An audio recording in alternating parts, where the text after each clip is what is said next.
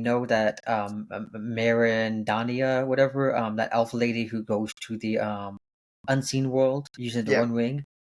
He is brainwashing her already. So he's yeah. already like Sauron. He's already getting into her head, saying, "Oh, the dark, scary figure you saw in the unseen world. Well, that's actually Calabrimbor and his ego. That we need to keep in check, and we need to help him, and we need to help destroy that monster within him." So basically, she's not going to be worried and scared of Calabrimbor. Hmm. And he mentioned something. Your hair and the light looks like Galadriel. And how much do you know about Galadriel and her life and her lineage?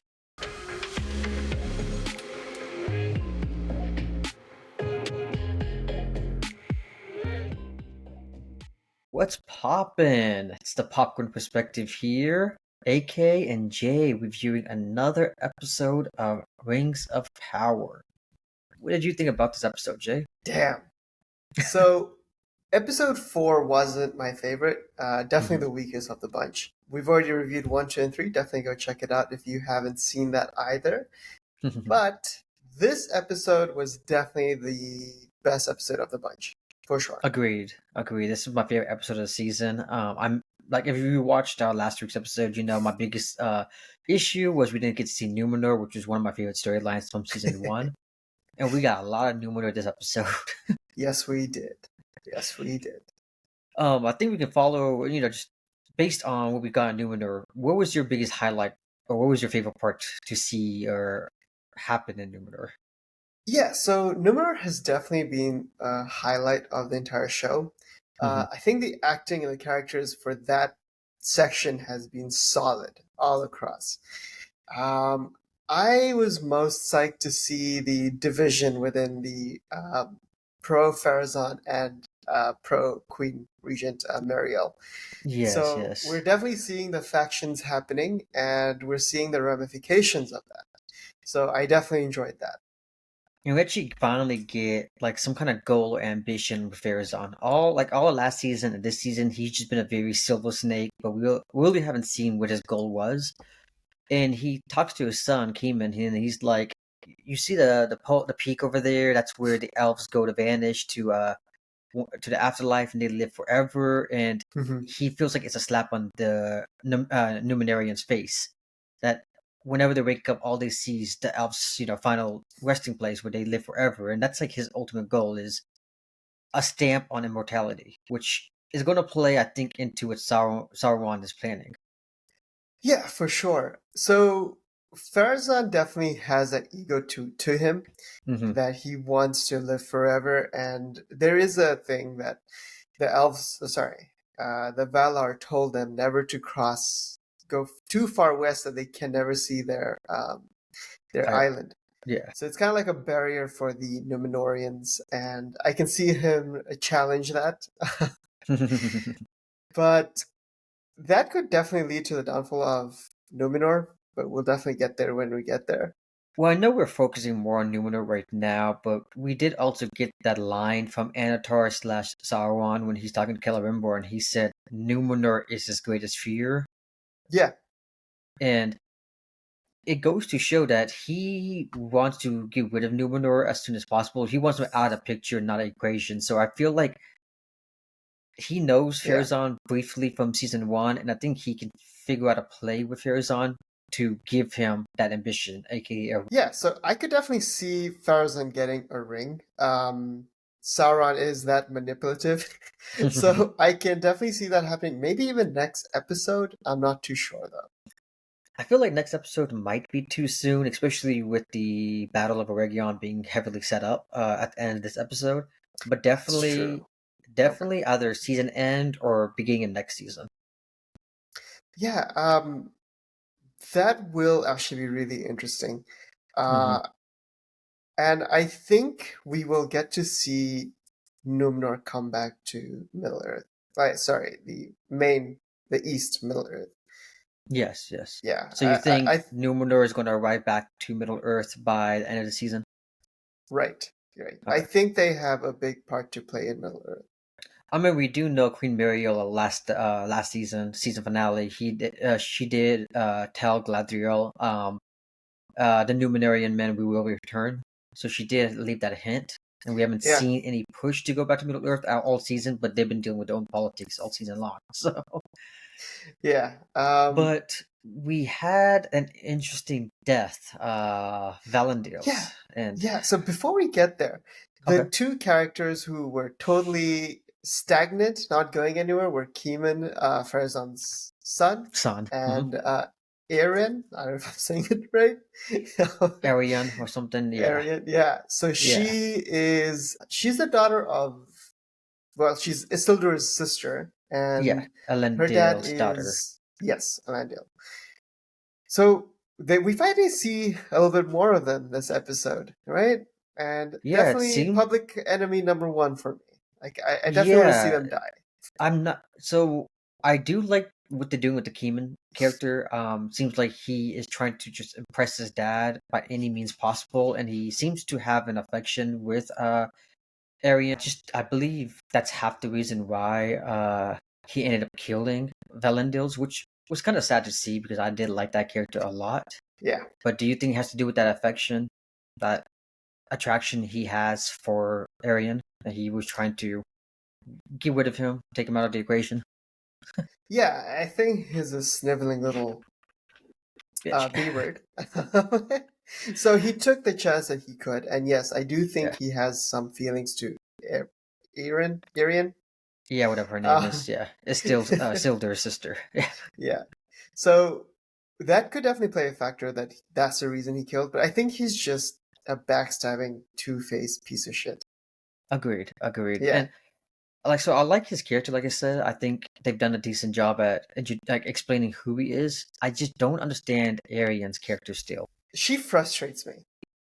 Well, it's not like it's as an actress or the way she's portraying her character. I feel like it's just written off because Right. we really don't know her motivation because besides the fact that she's Exactly. anti-war. But if you're anti-war, why will that push you to the fact that you're now going to turn on your dad, immediately turn on anything your dad's ever achieved in his life, destroy his accomplishments and his like it just doesn't make A sense good as a friend character. of yours is siding with your own dad. Like, there's like no logical Yeah, reasoning that we've given to even slightly root for this character, like empathize with her. yeah. Nothing. Like I understand Keeman because his dad kind of hinted like, oh, when you were younger, your mom had a prophecy that you're gonna die. And Yeah. if you do not make me proud, I can explain to you how you're gonna die. And I'm like, Yeah. Jesus, dude. That's like, Yeah. So I definitely feel that there is no justification for her. But with uh, what's his name? Keeman? Like, yeah, there's some reasoning to why he behaves the way he does. definitely. Yeah, I definitely agree with you. But like I said, Valandil, unfortunately, he dies by a Keyman. What do you think about that whole, like, I guess, that spark of the revolution that we're about to see? What did you think about how he died? Yeah, in my opinion, I think it was a pointless sacrifice. Hmm. It didn't feel warranted. I would have liked something a bit more. Yeah, Also, that fight scene again in the dark. I'm really, I'm really not liking dark scenes and fights. Game of Thrones, the first few seasons, what I really liked about them, a lot of the fight scenes were done in daylight. yes, You don't yeah. hide with that. When you do it in the dark, you get to hide mistakes. You get to hide things. I you I mean, spend even though, $1 billion, you don't need to do that. yeah, I didn't have an issue with this fight, especially since it was just a one-on-one fight. It was more just like brawl, but I felt like it was decently lit. I didn't have an issue with that on my end. I know we had an issue with last week's episode Mhm. horribly. But no, you're correct. Like Game of Thrones had less budget, and they had the whole Blackwater fight, which was done in the middle of the night, was so well lit. Like Yeah, I don't you know knew what was how. happening.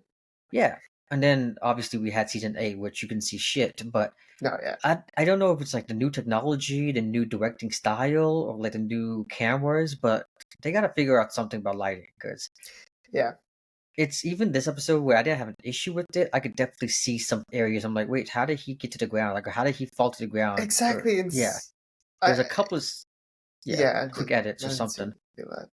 But yeah, so he basically dies standing up for their the way he dies is he and the rest of the kings rest of the warriors are basically praying or having like a funeral for all those who fell last season, and they were basically attacked by Keyman and his guys, basically saying we're closing down this church or this temple Hmm. to build an aqueduct. I felt like that was kind of weird. You're just gonna immediately at the middle of the night say we're shutting your church down to build an aqueduct. I'm like, that takes It was meant to time. piss them off, basically. No, I know he was there just Yeah. to instigate, but Yeah. felt like that could have been a little more easier. He could just literally just went up there and said, no, we don't want you guys here, and they didn't need to bring in the whole aqueduct. I felt like that was just kind of a weird reasoning, but Yeah, they keep bringing it up. Even what's his name? Isildur kept bringing up the aqueducts, right? oh Remember? yeah, he did. He's like, yeah, we have It's running like, water. what We is have these? What's these guys yeah. with their dang aqueducts?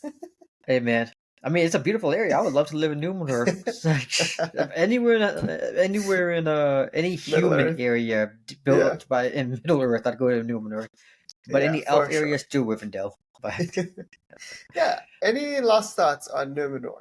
no, I think they're finally escalating the plot. We've had a couple episodes where nothing happened, so now we're finally building up what's going on between the two factions. I'm enjoying that Hmm. a lot, but I think the meat of this episode was Khazad-dûm, with King Durin wielding the first of the seven rings of power for the dwarves. What do you think Hmm. about seeing King Durin and his immediate change? Yeah, you. As soon as we're introduced into Khazad-dûm, they show the rings, right? Hmm. And the whispers start coming out from the ring. So you know it Yes. already Sauron is trying to manipulate and poison the mind of anyone who wears it.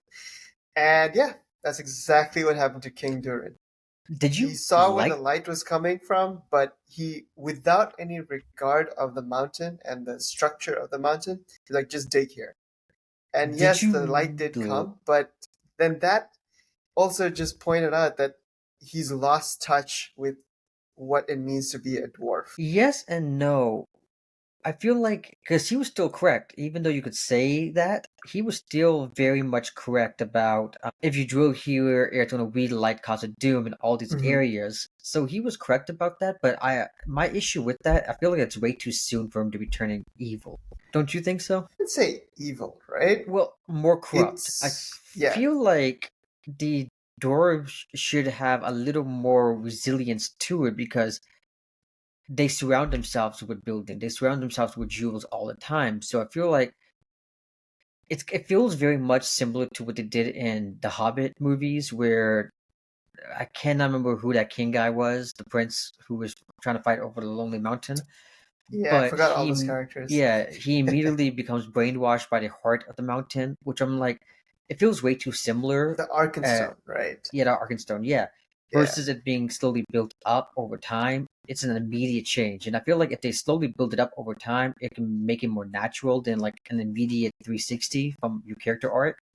I think that's my biggest issue with it. I feel like, yeah, but I think they're trying to escalate the story, trying to progress it I faster. agree. I Yeah. agree. I think there is always going to be a give and take. I'm Hmm. okay with giving this away a bit, progressing the story, integrating where you're trying to get the plot to. I think Yeah. that's, in my opinion, a better choice. Okay. No Yeah, worries. But I did like the internal debate that Durin the Fourth has. He doesn't trust the rings, and yeah.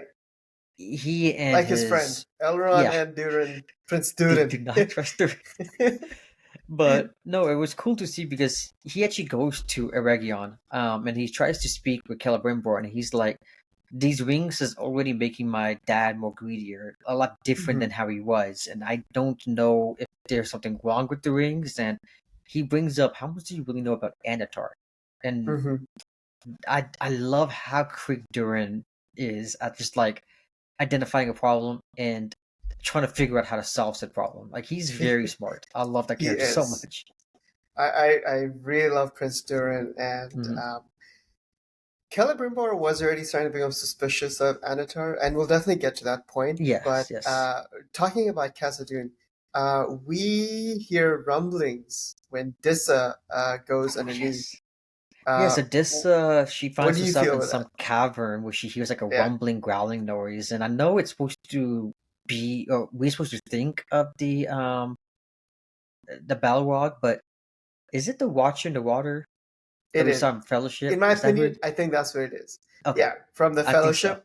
Yeah, Yep. the octopus-like creature who ends up Yes. being in the river who attacks them. Yes, I think that's Yep. who it is. Because I'm standing with the fact that I don't believe we're gonna see the Belrog destroy Khazad-dûm in the Rings of Not Power. yet. I think we're going to see it in the Rings of I Power, don't but think it's not gonna this happen. soon. I I think it's just going to don't think it's be gonna a happen. season finale or like a series finale, like last I don't see it. season, all the everything exploding Unless we to. get a massive time jump, I just don't see that happening. Since this show is we know Rings of Power is going to be a 5 season show. That's how much Amazon has Mhm. greenlit. They said it's going to be 5 seasons. We have a story from start to finish. I do believe we're going to get a time jump, probably in between season 3 and 4. Okay, maybe I don't know. I think we I don't. have to get a. I, It I depends on where they want to end the show. If they want I to think you'd end, have to change too much to the lore for that to happen, yeah. and I I don't know wouldn't be much about happy the with that. lore of Khazad Dûm. I know about Durin's Bane, but I'm not sure when that happens in respect to the story. So Mhm. I think it would be cool to see like the last season. Everything exploding, everything coming to like where we know from Fellowship of the Ring. But I don't know. I think we might see the Belrog. I hope we do, but we'll see. Yeah, I think that was all for Khazad-dûm, right? Yes, yes. I Nothing know we else mentioned major. briefly about Prince Durin going to Eregion, so I think Eregion should be the next step that Hmm. we could talk about, right?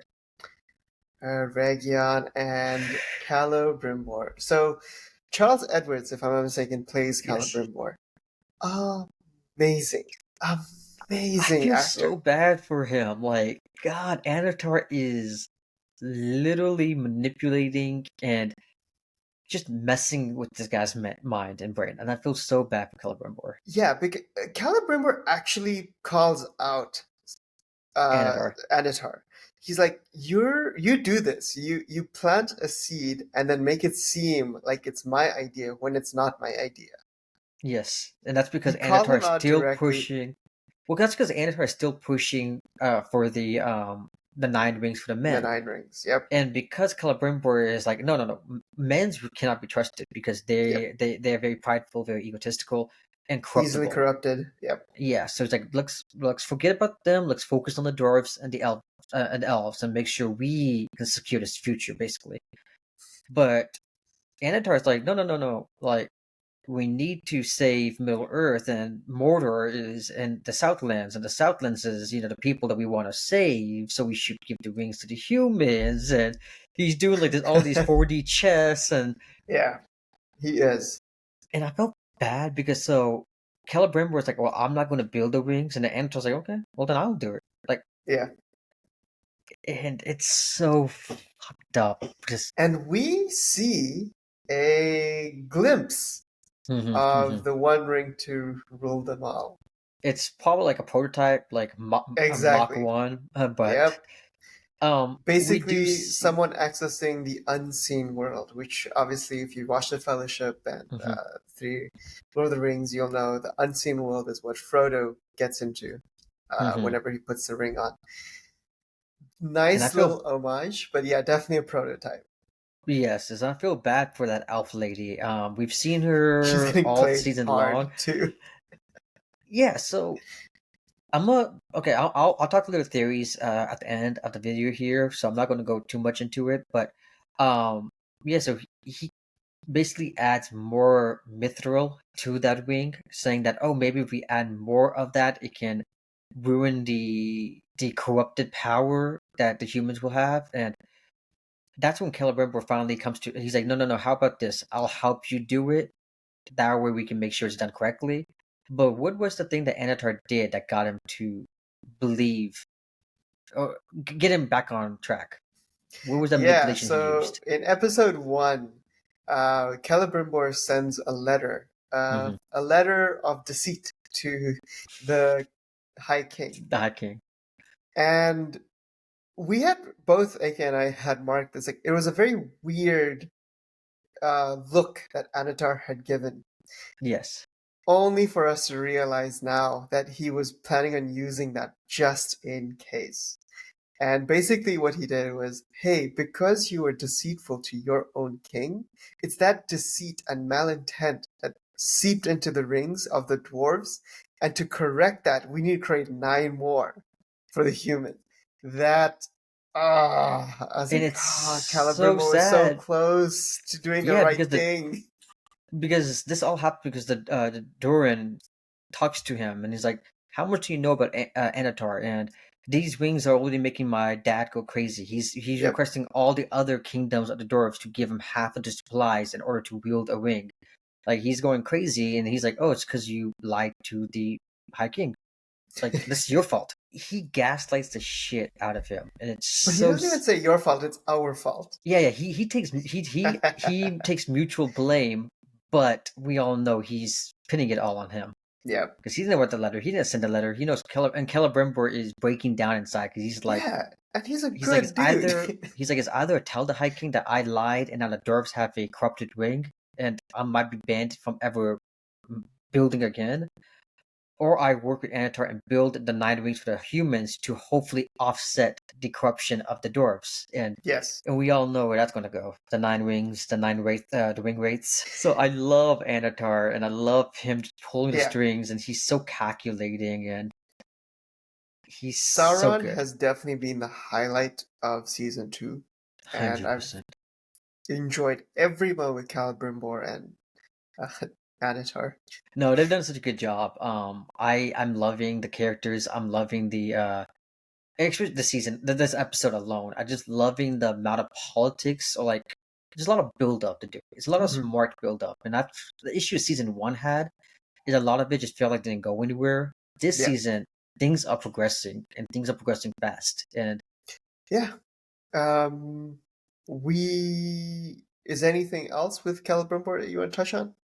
yeah, so I did mention briefly about that theory I had. So we know that Marin Dania, whatever, that elf lady who goes to the unseen world using the Yeah. One Ring, he is brainwashing her already. So he's Yeah. already like Sauron. He's already getting into her head, saying, "Oh, the dark, scary figure you saw in the unseen world. Well, that's actually Calabrimbor and his ego. That we need to keep in check, and we need to help him, and we need to help destroy that monster within him."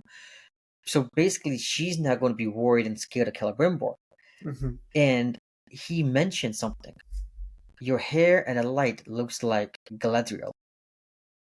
And how much do you know about Galadriel and her life and her lineage?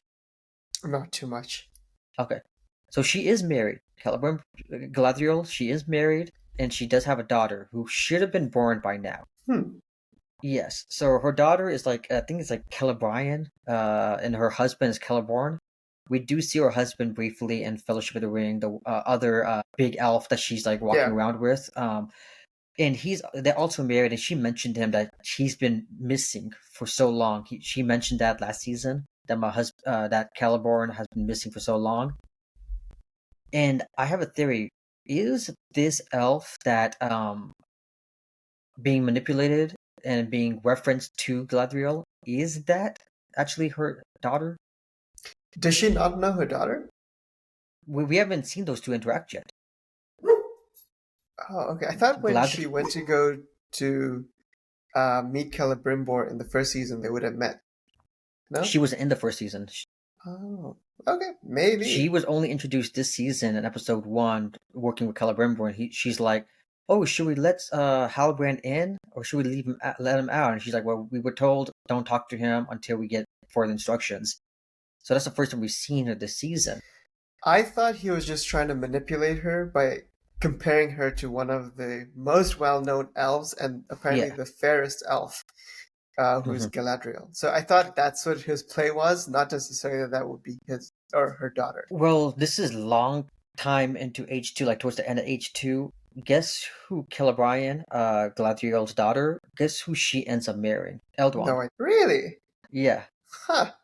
So that's why I Interesting. think it would be smart because if they don't bring up the fact, like, so we know she has a husband. She mentioned that a couple times last season. Mhm. But we don't know what happened to her husband. And if she doesn't have a kid yet, if she has a kid, let's say in season 3, season 4 by Celebrian, I feel like that just feels very off. For then, let's say by season 5, Eldwan and that kid ends up getting close. I'm like, that seems kind of weird. So the kid has been. We know based on the J.R. Tolkien's lore, she's already born like by the beginning of the second Second age, age. Okay. and we know we're It could be. pretty Yeah. mid second age right now because we had that flashback in season two prologue at the beginning of the second age, so we're probably a good 50, 60 years into second age by now. I'm just saying it would make sense if that's her.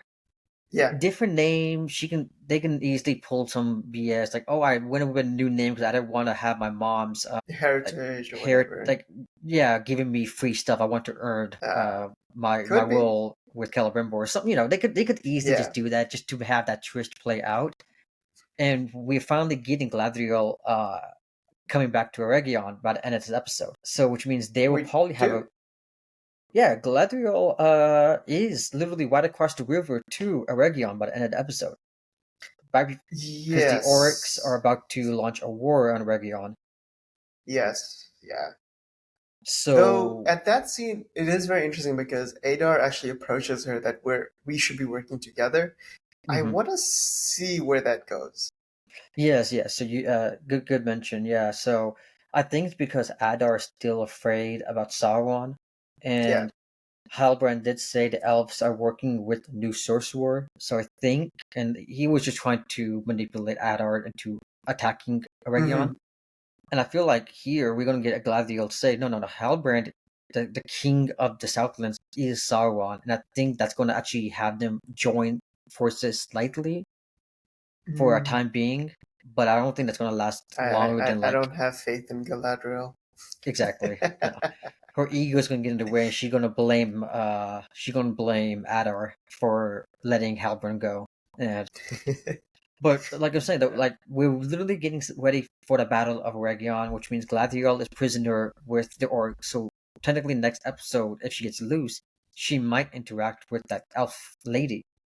Yeah. And I think if that is in fact, the daughter, it makes sense. Sauron tried to influence Galadriel, failed, so now he's gonna go after the daughter and potentially fail.